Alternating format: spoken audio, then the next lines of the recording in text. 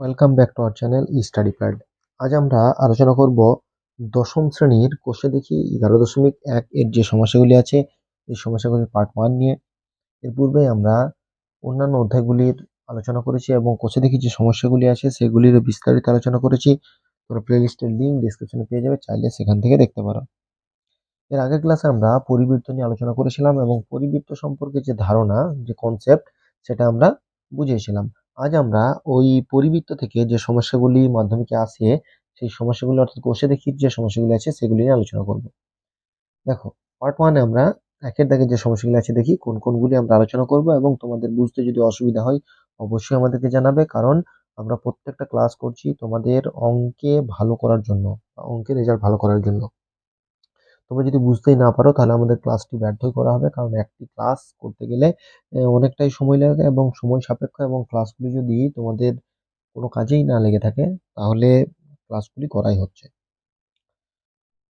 দেখো, এখানে part one এখানে বলেছে, একটাই বলেছে নিম্নলিখিত ত্রিভুজগুলি অঙ্কন করি। অর্থাৎ এখানে যে ত্রিভুজগুলি বলেছে আমি আগেই বলেছিলাম যে পরিবৃত্তের ক্ষেত্রে পরিবৃত্ত অঙ্কন করার নিয়ম একটাই, কিন্তু ত্রিভুজগুলি আলাদা আলাদা নিয়মে হতে পারে। অর্থাৎ ত্রিভুজগুলি আলাদা আলাদা, এখানে যেমন সমবাহু, সমদ্বিবাহু, সমকোণী, ঠিক আছে, এই বিভিন্ন রকম ত্রিভুজ কিন্তু আমাদের অঙ্কন করতে হবে।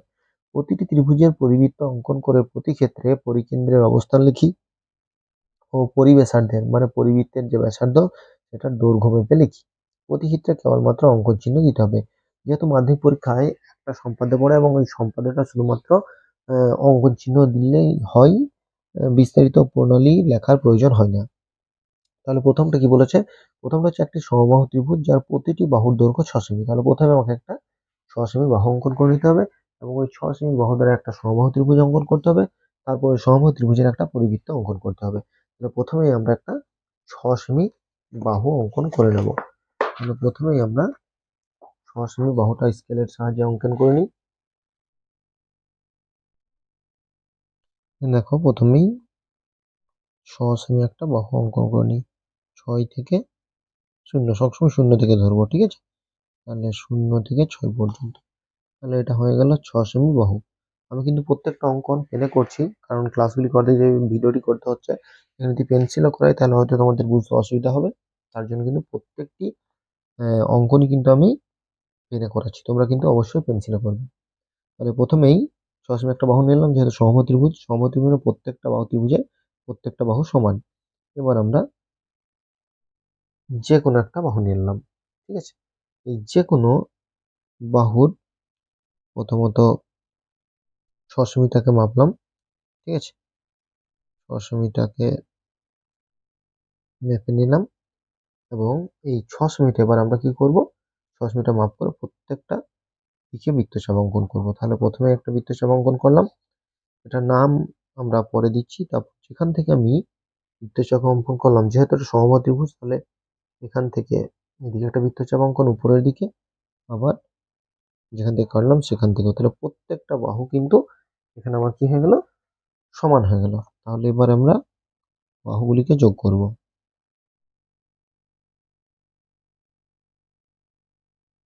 দেখো, তাহলে এখানে বাহুটাকে যোগ করলাম, আর এদিক থেকে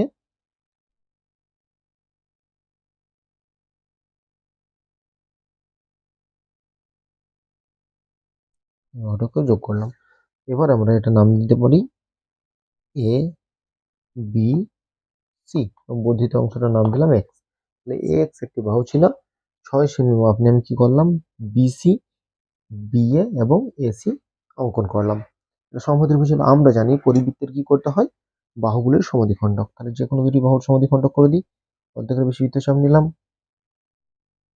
একটা বৃত্তচাপ, এখানেও একটা বৃত্তচাপ। এবার যেহেতু আমরা এই এসি বাহুরও সমদ্বিখণ্ডক করব, এসি বাহুর সমদ্বিখণ্ডক করব, তাই একটি বৃত্তচাপ এদিকেও অঙ্কন করে নিলাম, ঠিক আছে? এবার বি বাহুতে বসাবো, বি কোণে, বি শীর্ষবিন্দু, এখান থেকে আমরা কাটলাম। তাহলে এই দুটোকে আমরা যোগ করব।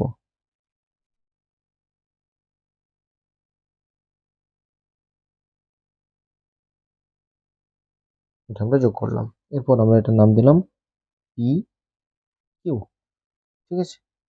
এরপর আমরা দেখো সি বিন্দু থেকে বৃত্তচাপটা অঙ্কন করেই নিয়েছি। তাহলে আমরা এবার এ শীর্ষবিন্দুতে বসাবো।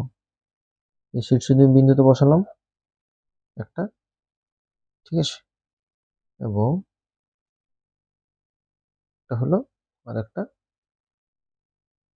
সি থেকে আর একবার টেনে নিতে হবে, কারণ বৃত্তচাপটা একটু ছোট হয়ে গেছে। দেখো সি থেকে বৃত্তচাপটা অঙ্কন করলাম। এবার এই যে দুটো বৃত্তচাপ আমরা একবার এ থেকে এবং সি থেকে অঙ্কন করলাম, সেটাকেও আমরা এখানে যোগ করব। তাহলে এই দুটি বৃত্তচাপ যেখানে পরস্পর ছেদ করছে সে দুটিকেও আমি যোগ করে নিলাম। এটার নাম দিলাম আমরা, এটা হলো পি কিউ, এটার নাম দিলাম এম এন। পরস্পর ও বিন্দুতে ছেদ করেছে। এই যে ও বিন্দুতে ছেদ করেছে, এবার ও বিন্দু থেকে প্রত্যেকটা শীর্ষবিন্দু আমি যোগ করব। এখানে বিশেষ করে সি এর সঙ্গে ওটাকে যোগ করলাম, ঠিক আছে, ও সি। এবার ও সি কে ব্যাসার্ধ করে আমরা একটা বৃত্ত অঙ্কন করব। এবার আমরা ও সি কে পরিবৃত্তের ব্যাসার্ধ ধরে নিলাম, ঠিক আছে। তাহলে পরিবৃত্তের ব্যাসার্ধ ও সি কে ধরে আমরা এবার একটা বৃত্ত অঙ্কন করব। দেখো এখানে বৃত্তটা আমরা কিভাবে অঙ্কন করছি। তাহলে দেখো এখানে শীর্ষবিন্দু কাকে, এ কে, এখানে ত্রিভুজের শীর্ষবিন্দু সি এবং এখানে ত্রিভুজের শীর্ষবিন্দু বি কে ছেদ করেছে। তাহলে আমরা একটা ও কেন্দ্রীয় বৃত্ত অঙ্কন করলাম, যেটি ত্রিভুজের এ, বি এবং সি তিনটি শীর্ষবিন্দুকে ছেদ করেছে। তাহলে আমি বলেছিলাম যে কোনো বৃত্তের ভিতর যদি একটা ত্রিভুজ থাকে, সেই ত্রিভুজের তিনটি শীর্ষবিন্দু যদি ওই বৃত্তের পরিধিতে থাকে তাহলে পরিবৃত্ত। তাহলে এই ক্ষেত্রে আমরা বলতে পারি যে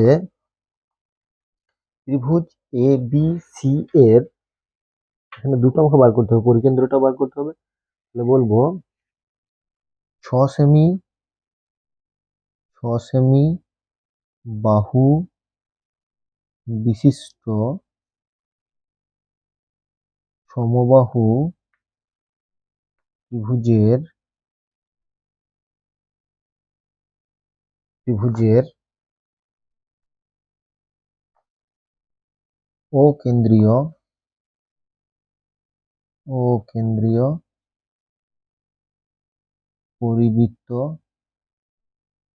অঙ্কন করলাম। এবার আমাকে পরিকেন্দ্রটা মাপ লিখতে হবে, পরিব্যাসার্ধের মাপ লিখতে হবে। তাহলে লিখবো যে ও এ সমান ও বি সমান ও সি। এটা বলো না, মাপটা করে নিই, প্রত্যেকটাই তো সমান মাপ, তাহলে একটা মাপ করে নিলেই আমার হবে।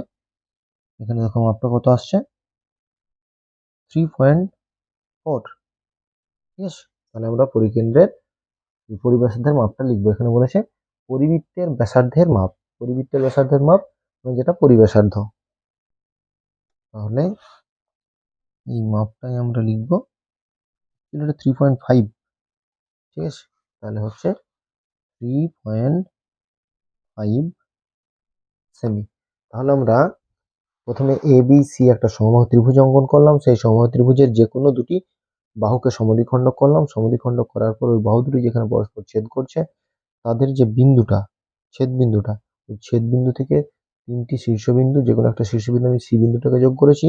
এর ফলে সি ও সি কে ব্যাসার্ধ ধরে একটা বৃত্ত অঙ্কন করলাম। বৃত্ত অঙ্কন যখন করছি তখন এ বি সি ত্রিভুজের যে শীর্ষবিন্দু তিনটে আছে ওই শীর্ষবিন্দু তিনটিতে ওই বৃত্তটি ব্যাসার্ধটি হচ্ছে, অর্থাৎ আমার এখানে পরিবৃত্ত অঙ্কন করা হয়েছে। এরপর আমরা দুইয়েরটা দেখবো। দেখো দুইয়ের সমস্যায়, তোমরা বই দেখো, দুইয়ের সমস্যায় যেটা বলেছে যে সমদ্বিবাহু ত্রিভুজ যার ভূমির দৈর্ঘ্য 5.2 এবং সমান প্রত্যেকটি বাহু হচ্ছে 7 সেমি।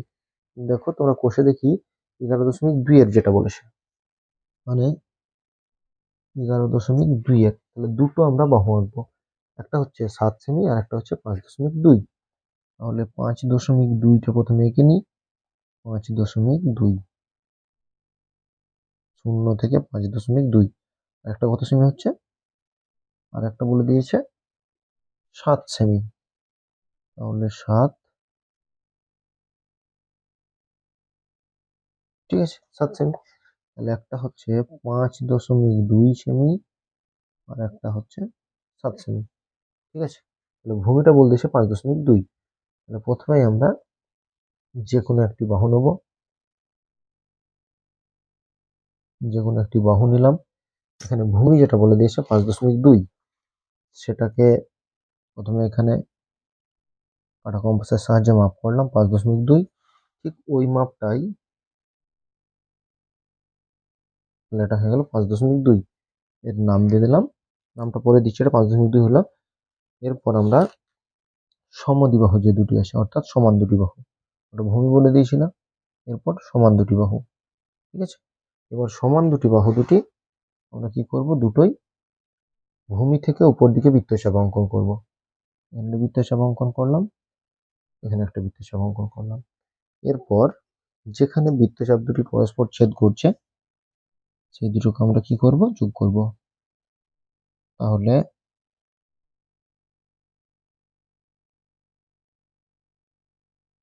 দেখো, এখানে আমরা যোগ করলাম, এখানেও শীর্ষবিন্দুর সঙ্গে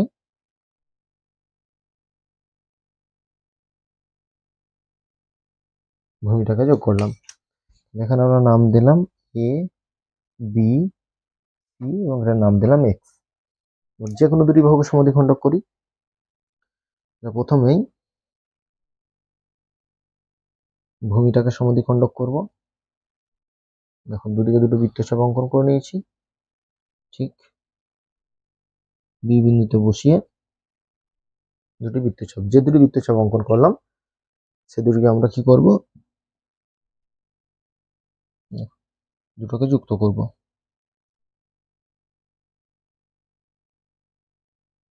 এটার নাম দিয়ে দিলাম পি কিউ। এরপর আমরা এই বিন্দু থেকে একটা বৃত্তচাপ, একটা বৃত্তচাপ আবার এই বিন্দুতে বসাবো, একটা বৃত্তচাপ। ঠিক আছে, দুদিকে বৃত্তচাপ অঙ্কন করলাম। এবার যেখানে পরস্পর ছেদ করছে সেই দুটো বিন্দুকে আমরা যোগ করব।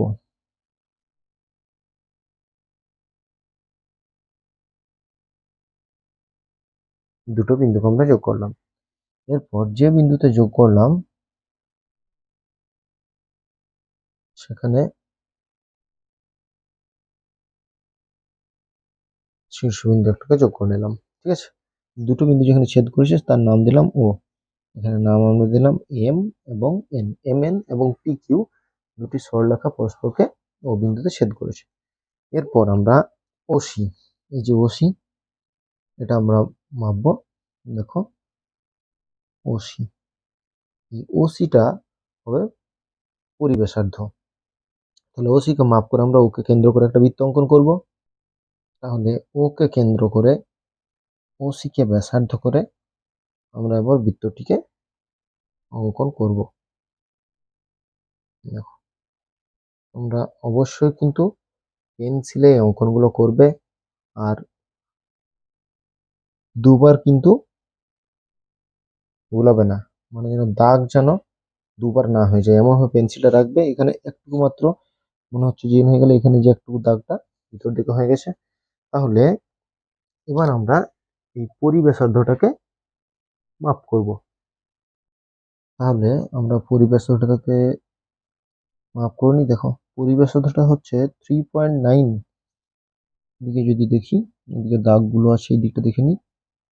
দেখো 3.4, এটাকে দেখলে বেশি সুবিধা হবে। ঠিক আছে, তাহলে হচ্ছে 3.9। ঠিক আছে, তাহলে আমরা লিখবো যে ত্রিভুজ এবিসি একটি সমদ্বিবাহু ত্রিভুজ অঙ্কন করলাম,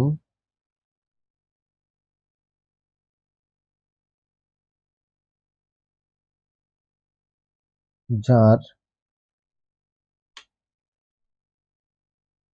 পরিবৃত্ত ও কেন্দ্রীয় বৃত্তটি বা আমরা আগে যেভাবে লিখলাম সেভাবে লিখতে পারি যে একটি সমদ্বিবাহু ত্রিভুজের ও কেন্দ্রীয় পরিবৃত্ত অঙ্কন করলাম। ঠিক আছে, এটা দুভাবে লিখলাম। এবার এই যে পরিকেন্দ্রটা অর্থাৎ পরিব্যাসার্ধটা মানে ও এ, ও বি এবং ও সি এর মাপটা হচ্ছে 3.9 সেমি।